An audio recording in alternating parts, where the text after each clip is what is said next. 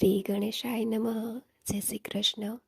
આજે આપણે કહેશું મહાસુદી જયા એકાદશી વ્રત કથા મહાત્મ્ય.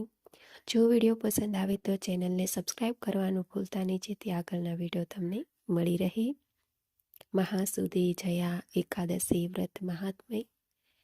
યુધિષ્ઠિરે પૂછ્યું, હે કૃષ્ણ, હે આદિદેવ, હે જગતપતે, સ્વેદજ, અંડજ, ઉદ્ભિજ અને જરાયુજ આ બધા જીવોને આપ ઉત્પન્ન, રક્ષણ તેમજ નાશ કરનારા છો.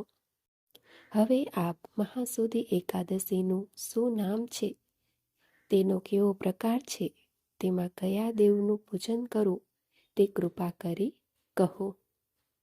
શ્રી કૃષ્ણ ભગવાને કહ્યું, હે યુધિષ્ઠિર, હવે આપ તેનું મહાત્મય ધ્યાનપૂર્વક સાંભળો.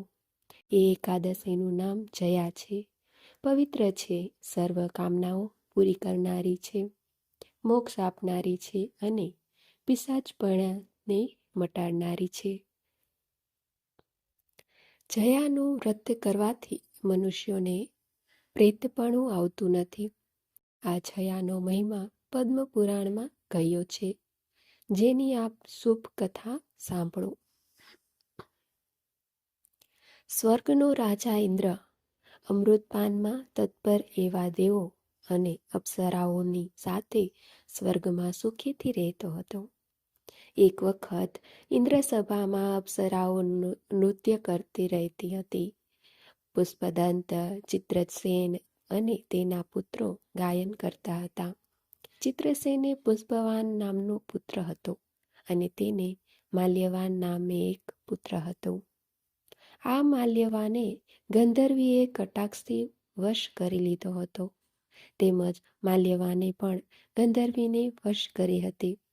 તેઓ બંને ઇન્દ્રને પ્રસન્ન કરવા માટે નૃત્ય કરતા હતા, પણ નૃત્યમાં ધ્યાન આપવાને બદલે પરસ્પર નેત્ર પલ્લવી વડે એકબીજાને આકર્ષિત કરવા વધુ ધ્યાન આપવા લાગ્યા.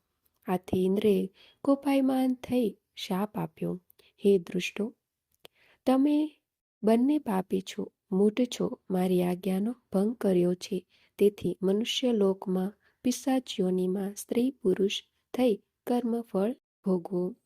આવા ઇન્દ્રના શાપથી હિમાલય પર્વત ઉપર પિશાચ યોનિમાં અવતર્યા અને દુઃખ પામવા લાગ્યા.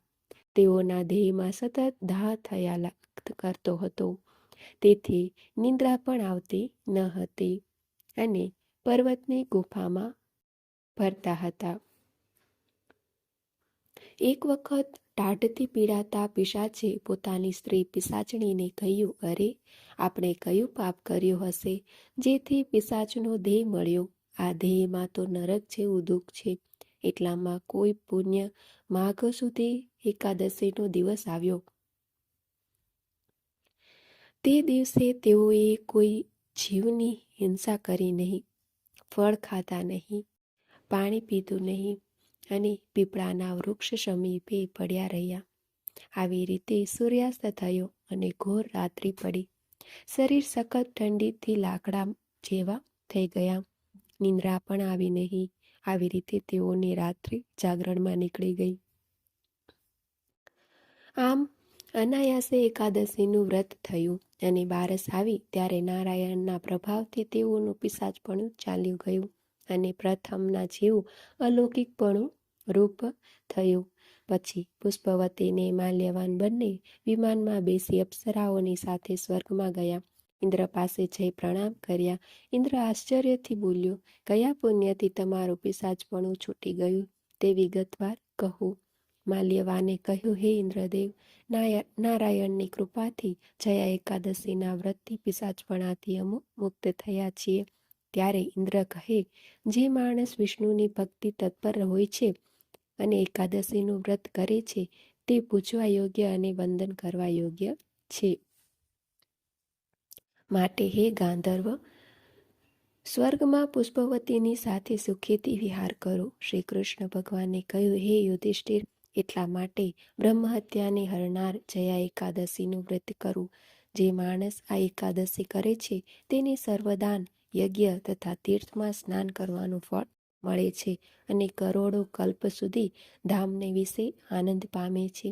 હે રાજન, આ કથાનો પાઠ કરવાથી અને શ્રવણ કરવાથી અગ્નિષ્ટોમ નામના યજ્ઞનું ફળ મળે છે.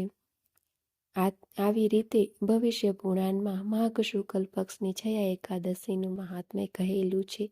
ઇતિ શ્રી ભવિષ્યોત્તર પુરાણે માઘ શુક્લ એકાદશ્યામ જયા મહાત્મ્ય સંપૂર્ણમ.